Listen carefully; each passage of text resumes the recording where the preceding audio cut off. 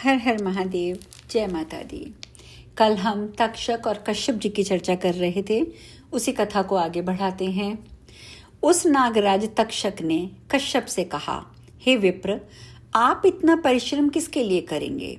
आपकी वह कामना मैं ही पूर्ण कर दूंगा। कहिए, आप क्या चाहते हैं? कश्यप ने कहा, हे पन्नग्न, मैं धन का अभिलाषी हूँ। निपश्रेष्ठ परीक्षित को शापित जानकर अपनी मंत्र विद्या से उनका उपकार करने के लिए घर से निकला हूँ। तक्षक ने कहा, हे विप्रप्रवर, राजा से जितना धन आप चाहते हैं उतना धन मुझसे आप अभी ले लें और अपने घर लौट जाएं, जिससे मैं अपने कृत्य में सफल हो सकूं। सूत जी बोले, तक्षक की बात सुनकर परमार्थवेत्ता कश्यप जी मन ही मन बार बार सोचने लगे कि मुझे क्या करना चाहिए। यदि मैं धन लेकर अपने घर जाता हूँ तो धन लोलुप होने के कारण संसार में मेरी कीर्ति नहीं होगी, और यदि मैं राजा को जीवित कर देता हूँ तो मेरी अचल कीर्ति होगी और धन प्राप्ति के साथ साथ पुण्य भी प्राप्त होगा। यश ही रक्षणीय है, बिना यश के धन को धिक्कार है। क्योंकि प्राचीन काल में महाराज रघु ने कीर्ति के लिए अपना सब कुछ ब्राह्मण को दे दिया था। सत्यवादी हरिश्चंद्र तथा दानी कर्ण ने भी केवल कीर्ति के लिए बहुत कुछ किया था। अतः विष की अग्नि से जलते हुए राजा परीक्षित की उपेक्षा मैं कैसे करूं? यदि मैं महाराज को जिला दूंगा तो सब लोगों को अत्यंत सुख मिलेगा, और यदि राजा मर गए तो अराजकता के कारण सारी प्रजा नष्ट हो जाएगी, इसमें संदेह नहीं है।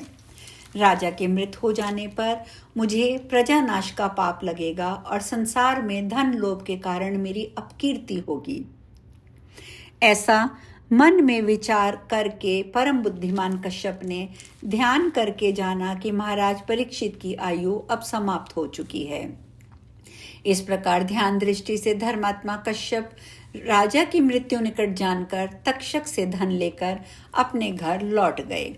कश्यप को लौटाकर वह नाग 7वें दिन राजा को डसने की इच्छा से शीघ्र हस्तिनापुर चला गया। नगर में पहुंचते ही उसने सुना कि मणि, मंत्र और औषधियों से भली भांति सावधानी पूर्वक सुरक्षित होकर राजा परीक्षित अपने महल में रह रहे हैं। ये जानकर ब्राह्मण के शाप से भयभीत सर्पराज तक्षक को बड़ी चिंता हुई। वह सोचने लगा कि मैं किस उपाय से इस राजभवन में प्रवेश करूं और इस पापी मूढ़ विप्र को पीड़ित करने वाले तथा मुनि के शाप से आहत इस दुष्ट राजा को मैं कैसे छलूं। पांडव वंश में ऐसा कोई नहीं हुआ जिसने इस प्रकार किसी तपस्वी ब्राह्मण के गले में मृत सर्प डाल दिया हो। ऐसा निंदित कर्म करके काल चक्र को जानते हुए भी ये राजा राजभवन में रक्षकों की नियुक्ति करके राजभवन में छिपकर मृत्यु की वंचना कर रहा है और निश्चिंत होकर पड़ा है। विप्र के शाप अनुसार मैं उस राजा को अब कैसे डसूं? यह मंद बुद्धि इतना भी नहीं जानता कि मृत्यु तो अनिवार्य है। इसी कारण यह रक्षकों की नियुक्ति करके स्वयं भवन पर चढ़कर आनंद ले रहा है। यदि अमित तेज वाले देव ने मृत्यु निश्चित कर दी है तो करोड़ों प्रकार के प्रयत्नों से भी उसे टाला नहीं जा सकता। पांडव वंश का उत्तराधिकारी ये राजा परीक्षित अपने को मृत्यु के मुख में गया हुआ जानते हुए भी जीवित रहने की अभिलाषा रखकर सुरक्षित नगर में स्थान पे निश्चिंत होकर पड़ा हुआ है। यदि ये चाहता तो अनेक प्रकार के दान पुण्य द्वारा अपनी आयु को बढ़ा सकता था, क्योंकि धर्माचरण से व्याधि नष्ट होती है, उससे आयु स्थिर होती है। यदि ऐसा संभव नहीं था तो मृत्यु के समय संपन्न की जाने वाली स्नान, दान आदि क्रियाएं करके मृत्यु के उपरांत अनंतर स्वर्ग यात्रा कर सकता था, अन्यथा इसे नरक जाना होगा। मुनि को पीड़ा पहुंचाने का पाप इस राजा को था ही, और ब्राह्मण का घोर शाप अलग से, अतः अब इसकी मृत्यु सन्निकट है।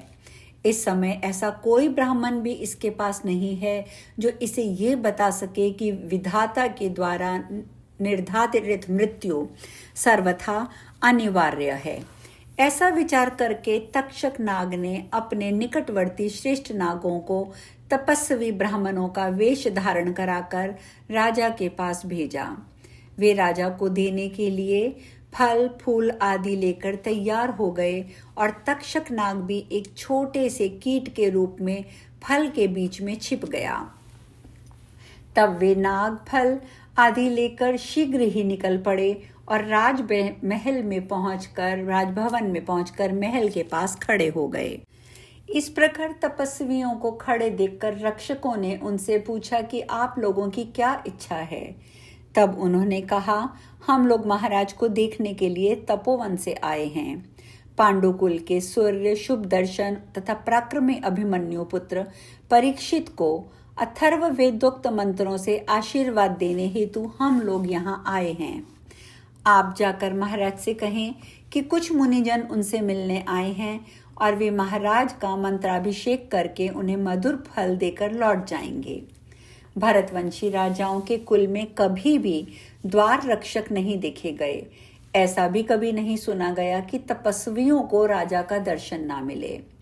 जहां महाराज परीक्षित विद्यमान हैं, वहां हम लोग जाएंगे और उन्हें अपने आशीर्वाद से दीर्घायु पुष्य बनाकर आज्ञा लेकर लौट आएंगे। सूत जी कहते हैं, उन तपस्वियों का वचन सुनकर रक्षकों ने उन्हें बड़े ब्राह्मण समझकर महाराज का आदेश सुनाते हुए कहा, हे विप्रो, हमारे विचार में आज आप लोगों को राजा का दर्शन नहीं हो सकेगा, अतः आप समस्त तपस्वी जन राजभवन में कल पधारें। हे मुनि श्रेष्ठों, विप्रशाप से भयभीत होकर राजा ने अपने महल में ब्राह्मणों का प्रवेश वर्जित कर रखा है, इसमें संशय नहीं है। तब ब्राह्मणों ने उनसे कहा, हम लोगों की ओर से ये फल फूल और जल आप रक्षक गण राजा को दे दें और हम लोगों का आशीर्वाद पहुंचा दें। उन्होंने राजा के पास जाकर तपस्वियों के आगमन की बात बता दी।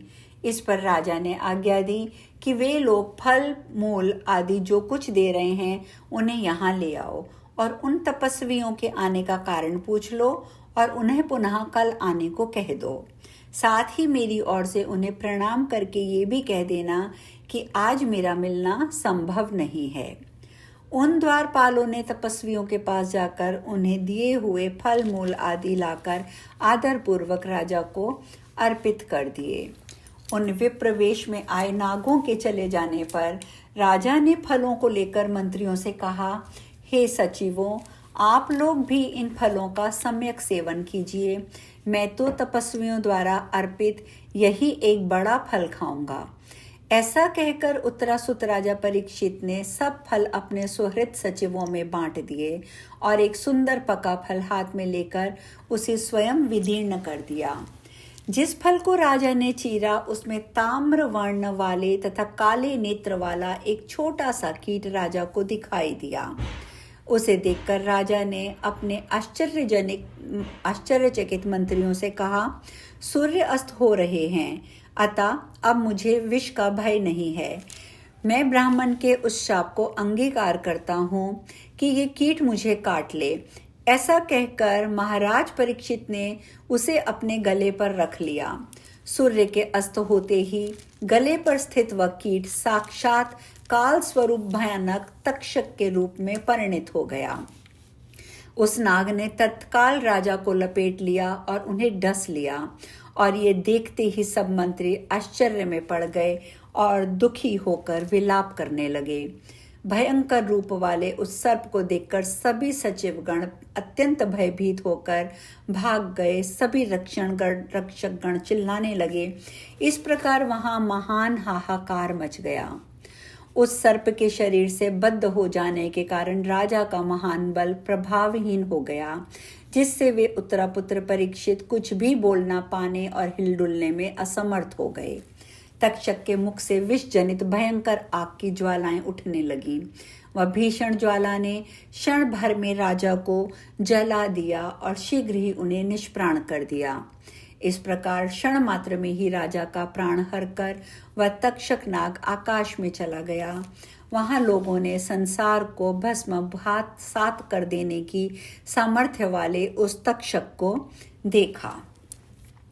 वे राजा परीक्षित, प्राणहीन होकर जले हुए वृक्ष की भांति गिर पड़े और राजा को मृत देखकर सभी लोग विलाप करने लगे। इस प्रकार ये अध्याय यहीं पर समाप्त होता है। कल हम नए अध्याय की चर्चा करेंगे कि किस प्रकार परीक्षित जी के पुत्र जन्मेजय जी को राजा बनाया गया और किस प्रकार उन्होंने सर्प सत्र किया। ये सब चर्चा हम कल करेंगे। हर हर महादेव, जय माता दी।